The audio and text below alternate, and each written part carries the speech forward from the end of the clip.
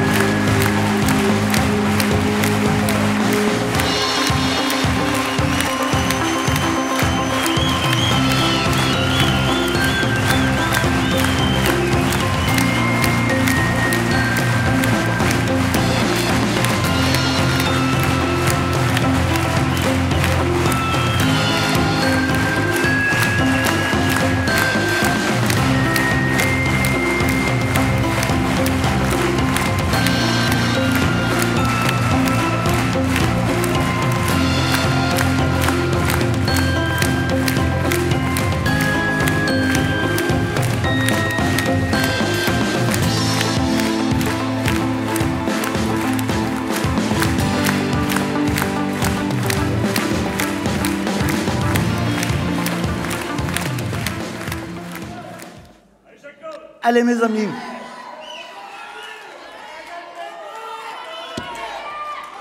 Allez, oui, oui. Parce que nous devons gagner. Allez, mes amis, mes amis. Mille merci d'être là, aussi nombreuses et aussi nombreux. Avec une fougue sans précédent, je vous entendais tout à l'heure et j'étais empli de beaucoup d'émotions. Donc je reviens à quelques jours du second tour de l'élection municipale aux fondamentaux. Nous nous sommes déjà retrouvés ici, le théâtre plein, pour présenter notre liste. Vous la connaissez. Elle a ratissé large. C'est une équipe formidable.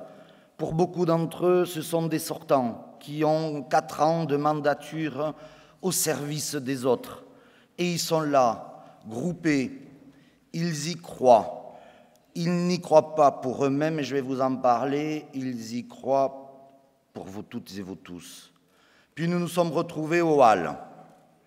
Au Hall, on a fait passer notre message. Le message qui était de dire, attention, dans des circonstances nationales qui ne sont pas simples, ne nous trompons pas d'élection. Lara Morio, c'est pas Hollande, hein, c'est nous.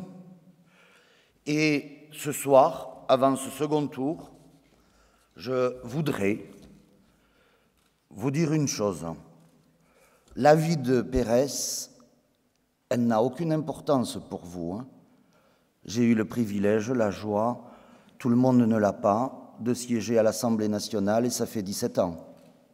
J'ai relevé le défi de battre mes adversaires, parce qu'on ne m'a jamais rien donné dans la vie, j'ai tout obtenu, et je ne l'ai jamais obtenu tout seul, je l'ai obtenu par vous toutes et vous tous, celles et ceux qui, déjà depuis de nombreuses semaines, tant dans l'affichage que la distribution des tracts, tenir le local, être par centaines et par centaines, en étant dévoués, désintéressés, font tout pour que justement nos valeurs sortent triomphales dimanche prochain.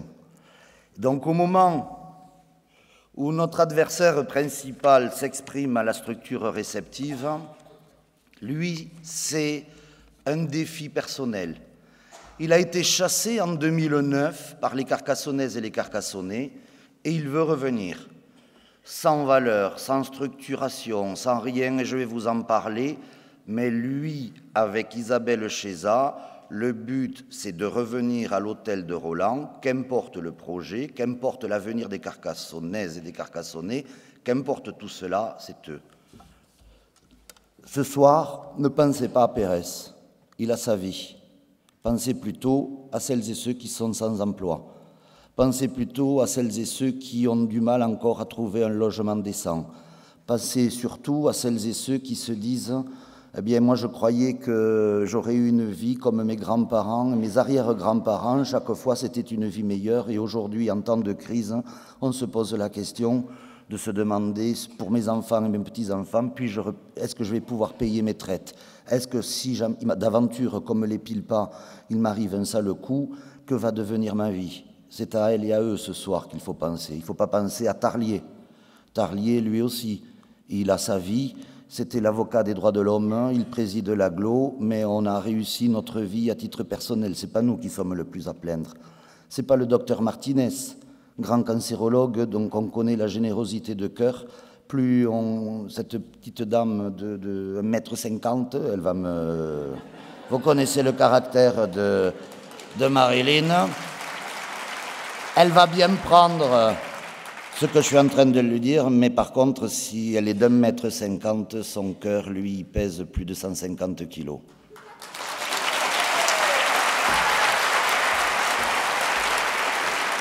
Ne pensez pas au préfet Bellion. Le préfet Bellion, il a fait sa carrière dans la préfectorale en étant un préfet républicain. Il est venu là, au contraire, pour dire, parce qu'il peut y avoir des problèmes, et il y en a des problèmes de sécurité, je prête main forte, mais sa vie à lui, c'est pareil, il l'a faite. Si je vous dis cela, c'est qu'en face, c'est moi. J'ai tout fait à Carcassonne. Moi, sa suffisance, Gérard Lara Ier, il n'y a rien aujourd'hui qui existe dans cette ville sans que j'en sois l'instigateur. À aucun moment, il ne parle d'équipe, lui. À aucun moment, il ne va parler qu'il a 25 ans de mandature en ayant commencé sa carrière politique quand il était toulousain au PSU, parce qu'il sentait qu'à ce moment-là, le concernant, ça pouvait être évidemment la voie politique pour obtenir quelque chose. Quand il s'est rendu compte qu'il n'en pouvait pas, il est venu à Carcassonne, et comme à Carcassonne, c'était l'omniprésence du RPR, il est devenu DF en se disant, dans tous les cas de figure, le RPR aura besoin d'adjoints, et moi, je serai là. Il est resté pendant 25 ans à critiquer Raymond Chézat, et ensuite, au décès de Raymond Chézat, pour lui-même, il est devenu maire. Et quand il s'est senti en péril en 2008, parce qu'il y a eu fraude, parce qu'il rentrera dans l'histoire comme étant le maire dont le conseil municipal a été dissous, et il a été dissous, pourquoi ce conseil municipal de Carcassonne, n'ayons pas la mémoire courte, et il a été dissous, ce conseil municipal, pour fraude électorale. Et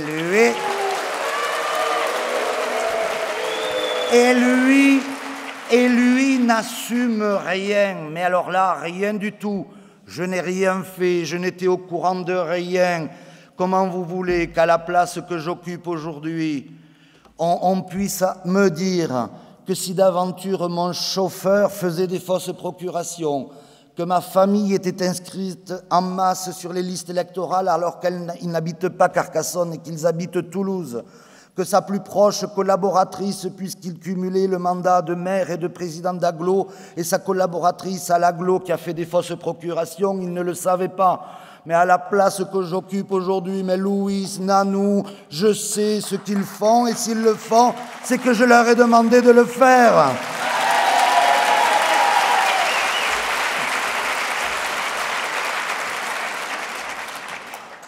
Et il y a Isabelle Chézat, de la même façon, où ce n'est pas pour les Carcassonnaises et les Carcassonnais qu'ils vivent un engagement, c'est uniquement la fierté et la gloriole de dire « je porte un nom », celui de quelqu'un qui a occupé la fonction de premier magistrat pendant 25 ans sur la ville de Carcassonne, et je ferai coûte que coûte tout pour pouvoir avoir des responsabilités.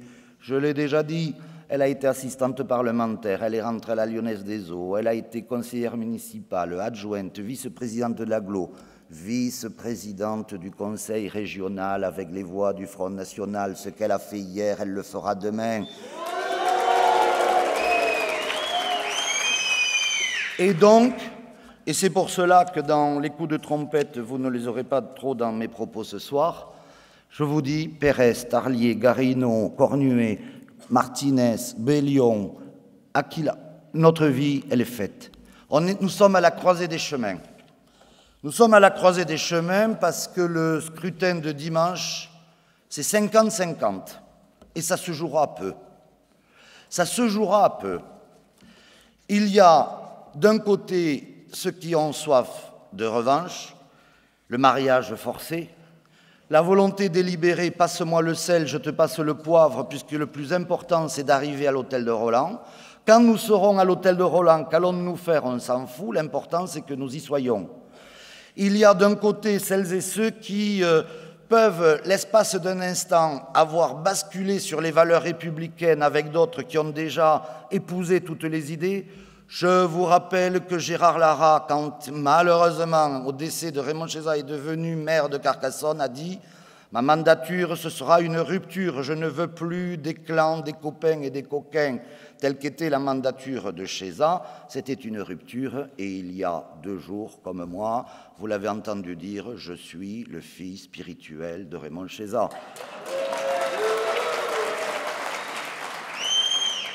Ils croient s'additionner alors que l'essentiel de leur action, c'est d'abord penser à soi, c'est revenir à leur propre vie et ils ne veulent à aucun moment changer la vie des Carcassonnaises et des Carcassonnais. Donc ce soir, mes propos ne vont être axés que sur une chose. Nous, à titre individuel, depuis 4 ans, siégeant au conseil municipal, qu'importe, mais dimanche, on dessine de l'avenir de Carcassonne et on dessine votre avenir, le vôtre, vos enfants et vos petits-enfants. On dessine dimanche votre avenir au moment où, en face, ils se disent c'est une situation inespérée. Une situation inespérée, pourquoi ? Parce que quand on voit l'addition des voix de droite et d'extrême droite et qu'on peut avoir la gauche à portée, eh bien on peut tout faire, signer tous les pactes, renier tous les engagements, perdre son âme, puisque le pouvoir, c'est le pouvoir, et qu'à partir de là, eh bien ça met du gasoil dans le sang de ces gens-là, comme dit Jacques Brel. Et nous, quand même, faisons un arrêt sur image. Tout ça pour ça, au nom de quoi? Nous nous sommes battus pendant une 20aine d'années par la catastrophe des incompétents qui étaient au pouvoir dans cette commune. Ils nous ont ruinés. Ils ont fait payer les plus pauvres d'entre vous dans une dette dont les banques en ont profité à gogo. En 2008, ils nous ont volé notre victoire. Nous avions gagné et il a fallu attendre le Conseil d'État pour nous rendre justice. Et les Carcassonnaises et les Carcassonnais, en septembre 2009, ont chassé celles et ceux qui nous avaient volé la victoire. Pour qu'en 2014, après tous ces efforts, tout ce travail, on en revienne à réinstaller les mêmes sans renouveau, sans volonté délibérée de donner un projet éclairant, un projet enthousiasmant, un projet extraordinaire pour notre ville. Non, on réinstallerait les maires uniquement parce que, eh bien voilà, on a des problèmes au niveau national, donc je reste à la maison. Parce que voilà, mais oui, avec la division de la droite, je ne viendrai pas voter au premier tour, je viendrai au second. Parce que voilà, oh, quand même, vous auriez pu en faire beaucoup plus que ce que vous avez fait. Nous sommes comptables de ce que nous avons fait, mais en fierté. Il faut du temps pour pouvoir réinverser 25 années d'une politique épouvantable. Et on nous a demandé, nous, en 4 ans, de faire ce qu'eux n'ont pas fait. Et ils se positionnent en donneurs de leçons.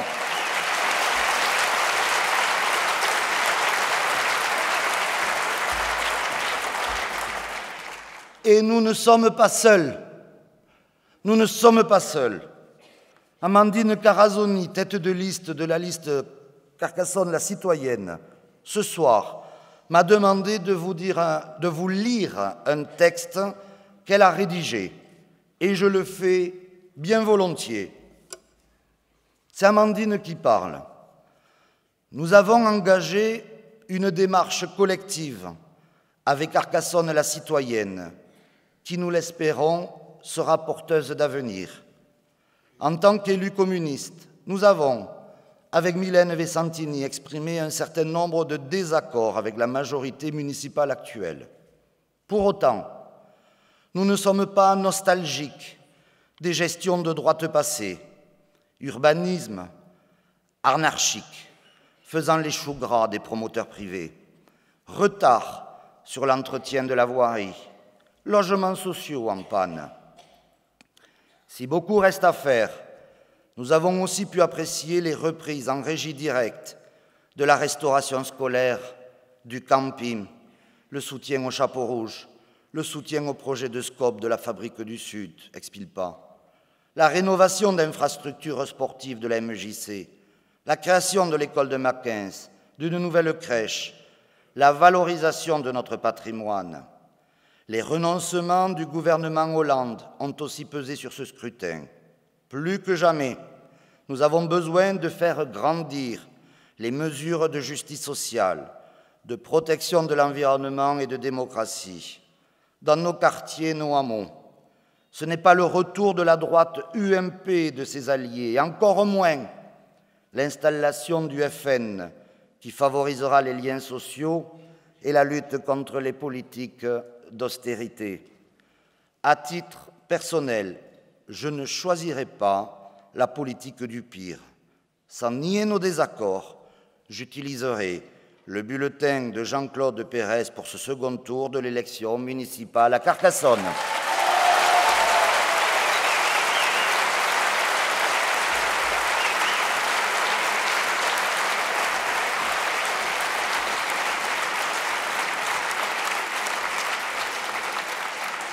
Nous ne sommes pas seuls, nous sommes à armes égales. Il y a aujourd'hui la moitié des conservateurs et des chemises brunes qui veulent occuper les postes au conseil municipal de Carcassonne, et il y a celles et ceux qui ont la générosité de cœur et l'humanisme, qui sont là comptables de ce qu'ils ont fait et qui vont se battre jusqu'au dernier moment, parce que je vous le dis avec beaucoup de force, et là, en cet instant, je vais vous l'expliquer, nos passaran, et je vais vous dire pourquoi nos passaran.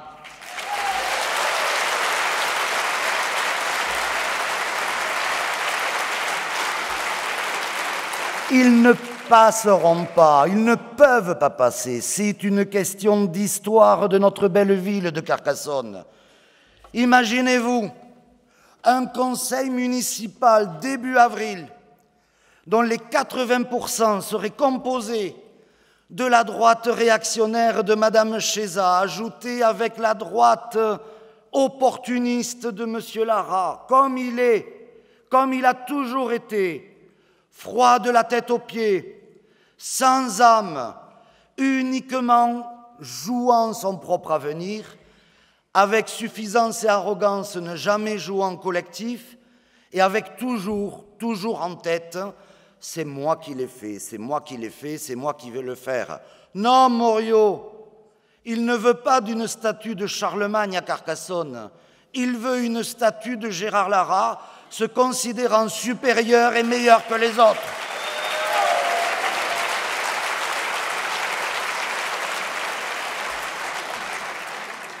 Cheza, toi qui as déjà pactisé avec le Front National au Conseil régional Languedoc-Roussillon avec Jacques Blanc, qui te dit que demain, parce que malheureusement, avec la proportionnelle, on risque d'avoir 4-5 conseillers municipaux du Front National, toi qui occupes aujourd'hui la moitié de la liste, avec les élus du Front National, renversant celui qui prétendait être le maire, et avec cette alliance-là, demain, voir l'alliance des chemises brunes et des chemises bleu marine. C'est ça aujourd'hui que nous devons avoir en tête. Est-ce ça la ville que nous aimons?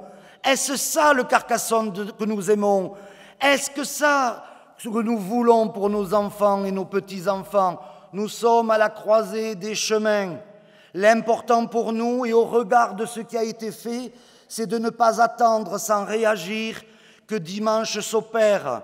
C'est la mobilisation de celles et ceux qui n'attendent rien pour eux-mêmes, mais qui veulent une destinée humaniste, le bien vivre ensemble, la fraternité, avoir davantage une équipe composée de femmes et d'hommes, remplie d'un cœur généreux, qui considère que tout citoyen est égal dans notre ville, que quel que soit l'endroit où on habite, tu es reconnu de la même façon, plutôt que de celles et ceux qui ont comme seule politique la politique du bouchon qui flotte au fil de l'eau. La politique du bouchon qui flotte au fil de l'eau, c'est un coup je fais ça, un coup je fais ça, sans aucune vision, aucune cohérence et surtout sans que jamais l'humain soit pris en considération, si ce n'est leur propre gloriole et les statues que l'on érigera demain.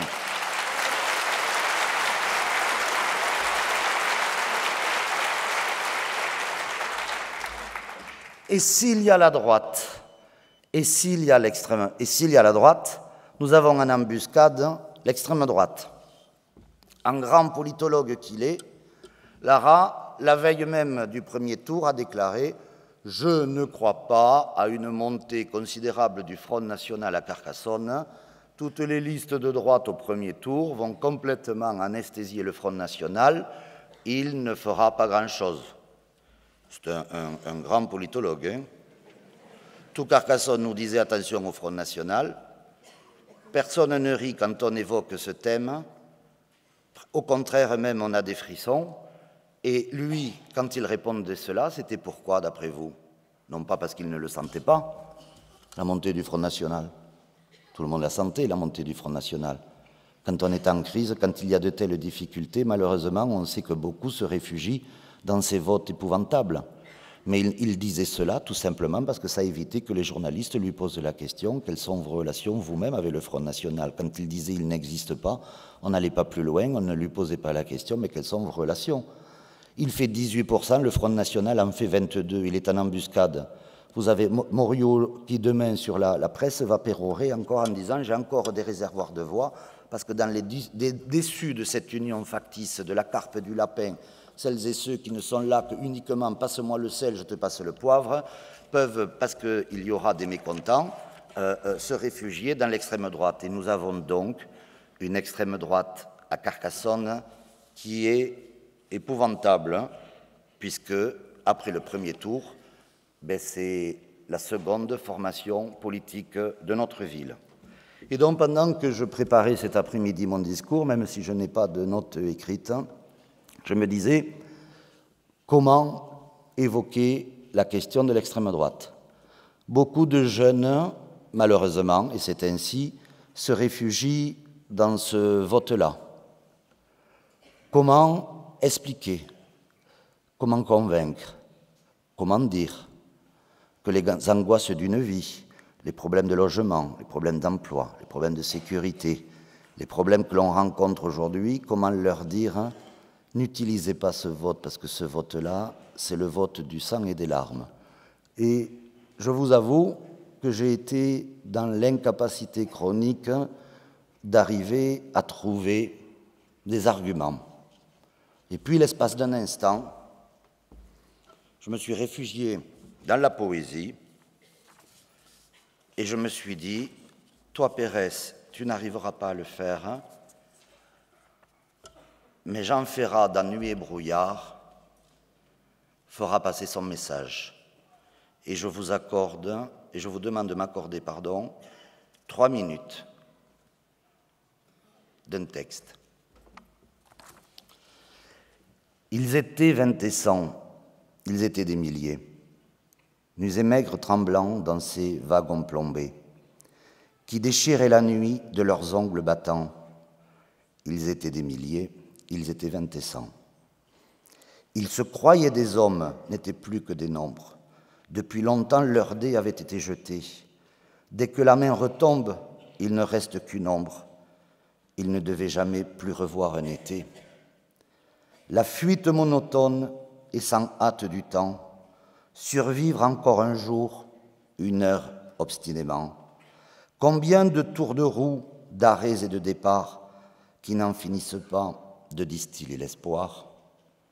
Ils s'appelaient Jean-Pierre, Natacha ou Samuel. Certains priaient Jésus, Jéhovah ou Vishnu, d'autres ne priaient pas, mais qu'importe le ciel, ils voulaient simplement ne plus vivre à genoux. Ils n'arrivaient pas tous à la fin du voyage. Ceux qui sont revenus peuvent-ils être heureux? Ils essaient d'oublier, étonnés qu'à leur âge, les veines de leurs bras soient devenues si bleues. Les Allemands guettaient, du haut des miradors. La lune se taisait comme vous vous taisiez. En regardant au loin, en regardant dehors, votre chair était tendre à leurs chiens policiers.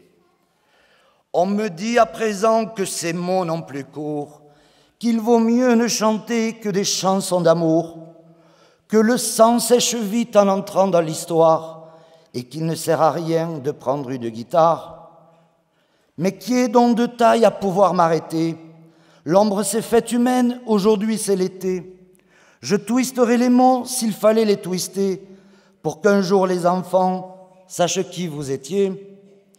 Vous étiez 20 et 100, vous étiez des milliers, nus et maigres, tremblants.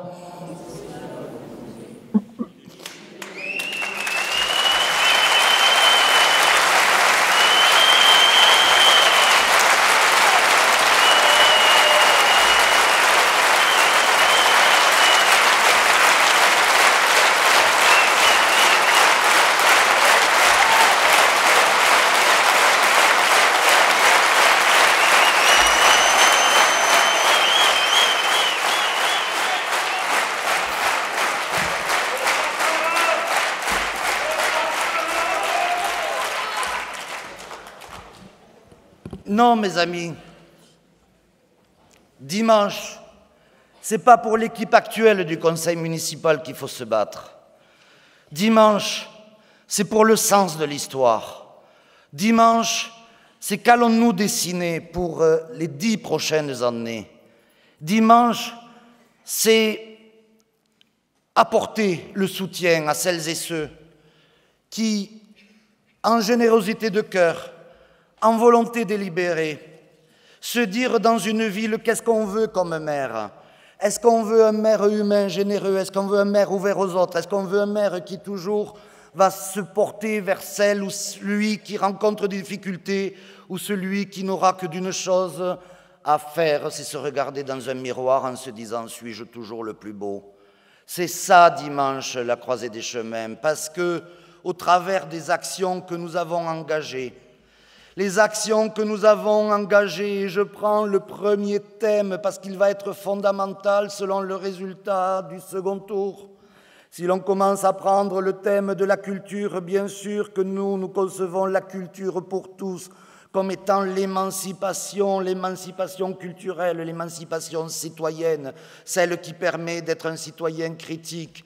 Et la collectivité, que ce soit l'agglo, que ce soit la municipalité, avec ce beau conservatoire qui permet à tous ces bataillons, de tous ces jeunes dont les parents n'ont pas les moyens et on leur apporte là ce qu'il y a de plus beau dans un conservatoire magnifique pour leur donner l'espoir de demain.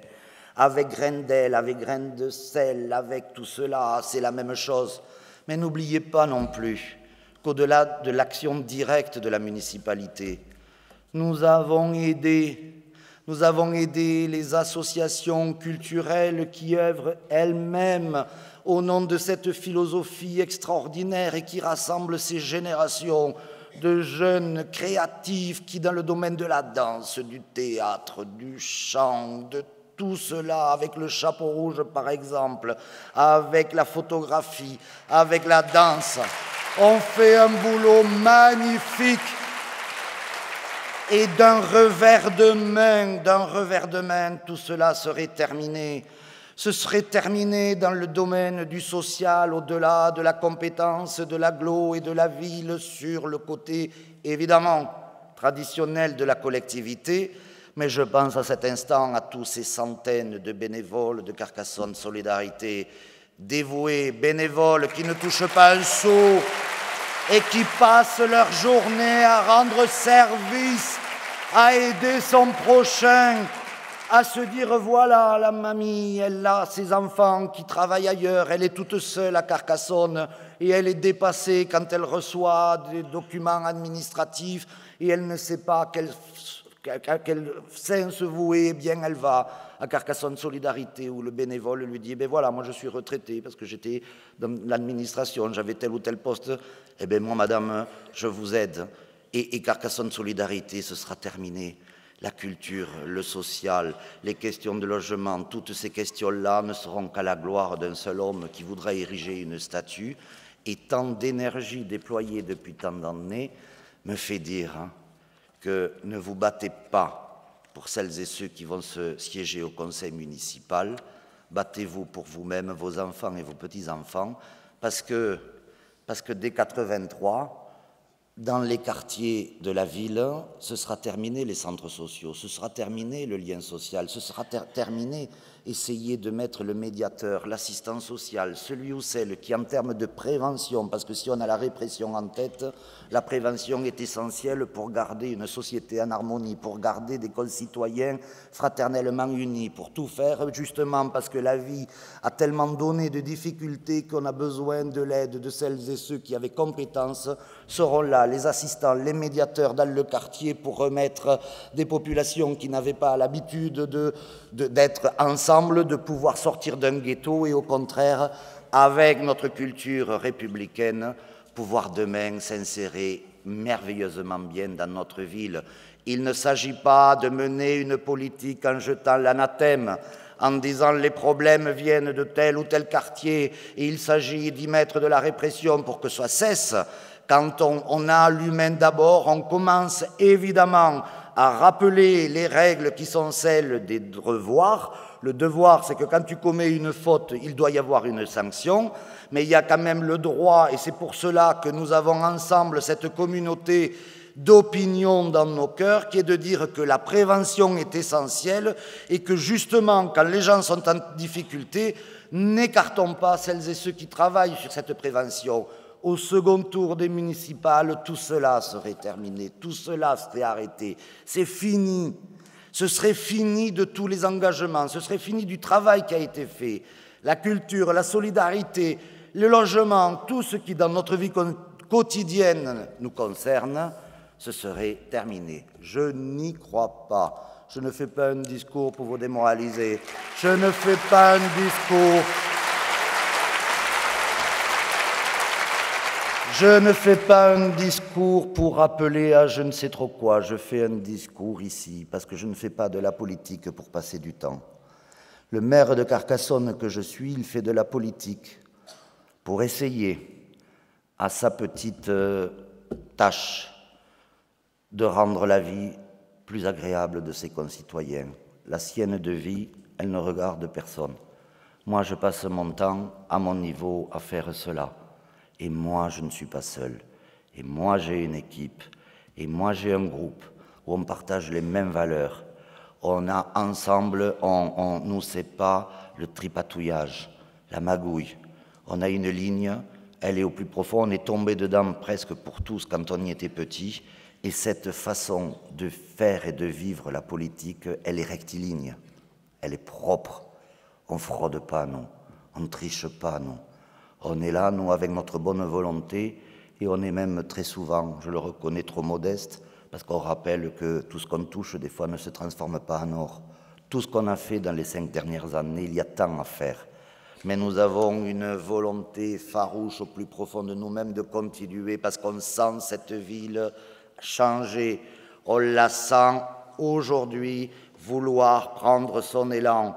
Et nous ne voulons pas être stoppés en plein élan parce qu'il faudrait des décennies et des décennies avant de tout reprendre. Il est plus facile de détruire que de construire. Détruire, en quelques décisions, vous pouvez mettre à mal le travail de dizaines et de dizaines, voire de centaines d'acteurs, alors que construire, ça prend du temps, surtout quand on a comme premier objectif d'assainir les finances de la ville, de ce point de vue d'être rigoureux, effectivement, mais qui ne nous donne pas du mou une marge de manœuvre, parce que ce qu'ils nous ont laissé en termes financiers était épouvantable, et que c'est les mêmes aujourd'hui qui, nous ayant laissé un budget épouvantable, nous disent « Mais pourquoi vous n'avez pas fait ci? Pourquoi vous n'avez pas fait ça ?» alors qu'eux-mêmes avaient 25 ans pour le faire, en étant dans l'inaction et en ayant ruiné la ville.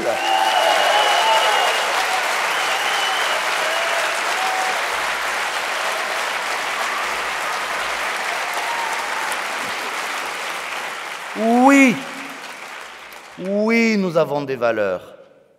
Oui, nous sommes ce que nous sommes. Oui, nous ne ressemblons pas aux autres. Oui, nous avons une politique quand les autres ne la bâtissent uniquement que pour leurs propres intérêts. et ces valeurs de la République, au nom du texte de Jean Ferrat, au nom de ce qu'est le déroulement de notre ville, nous fêterons au mois d'août le 70e anniversaire de la libération de Carcassonne. Et moi, je vais vous dire, c'est nous qui serons là.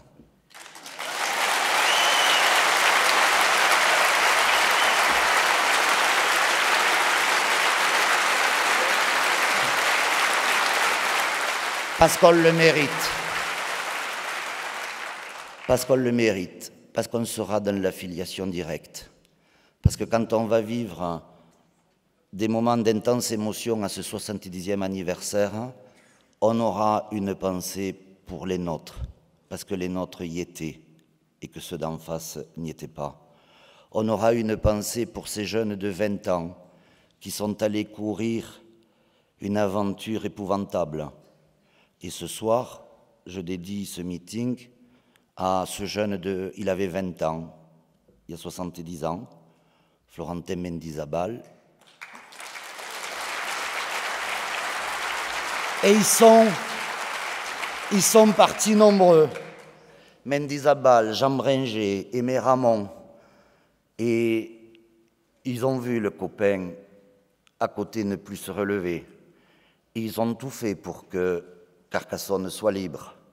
Ils avaient été des milliers et des milliers, les Carcassonnais en 40, à brandir le petit drapeau bleu-blanc-rouge pour accueillir sur le boulevard Marcoux le maréchal. 4 ans après, et vraisemblablement les mêmes, étaient là à brandir le petit drapeau bleu-blanc-rouge quand le général de Gaulle est venu à Carcassonne.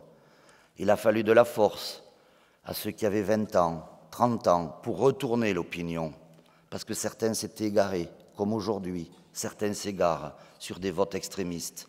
Et donc, il nous faut toutes et tous avoir cette force intérieure pour retourner, les amener à nous, convaincre et non pas contraindre. Mais quand je vois le chemin parcouru, en août, c'est nous qui serons là.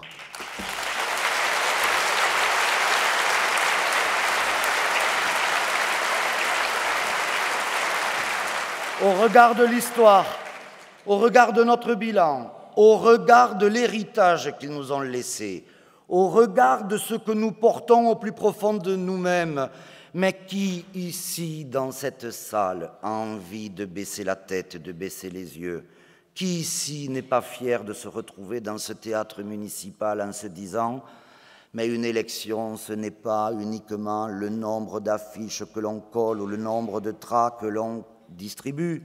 Faire de la politique, ce n'est pas pour passer le temps. Faire de la politique, c'est quand on a des valeurs au plus profond de soi-même et qu'on veut que notre vie soit meilleure que celle que l'on a obtenue et tout faire pour que nos enfants et nos petits-enfants vivent mieux dans une solidarité, une équité, une fraternité, où le racisme disparaît, où au contraire on se respecte et justement parce qu'on a une opinion différente, eh bien on se dit elle m'enrichit parce que ça j'y avais pas pensé, heureusement que quelqu'un d'une culture différente est venu de me l'apporter. C'est ça le sens de notre engagement. Bien sûr que nous sommes toutes et tous des supporters, bien sûr que nous avons l'arme au pied, mais la différence pourquoi nous, dimanche, nous allons soulever des montagnes, c'est que nous ne sommes pas simplement une armée sans valeur, sans conception, sans opinion. Il y a en face des gens qui ont une opinion, elle est arrêtée. Ce sont ceux d'extrême droite, ce sont ceux de droite qui flirtent avec l'extrême droite. Oui, ils veulent identifier une société et une nouvelle municipalité pour Carcassonne. Mais celui qui prétend à occuper cette fonction et qui l'a déjà fait, vous dit un jour quelque chose, le lendemain son contraire, et ne passe son temps sans colonne vertébrale. Moi, au risque de vous décevoir, j'ai une colonne vertébrale, j'ai des valeurs, je sais pourquoi je m'engage, je sais quel est le sens de la vie des Carcassonnaises et des Carcassonnais, je sais ce que je veux et je sais ce que je ne veux pas, je sais ce qui m'amène à chaque minute de ma vie à tout faire pour qu'il y ait la liberté, l'égalité, la fraternité. Je le veux, je le sens. Et je ne suis pas seul. C'est une équipe, c'est vous, c'est Carcassonne. Et au nom de l'histoire, oui, nous allons gagner. Mais vous savez pourquoi nous allons gagner? Nous allons gagner parce que nous devons gagner.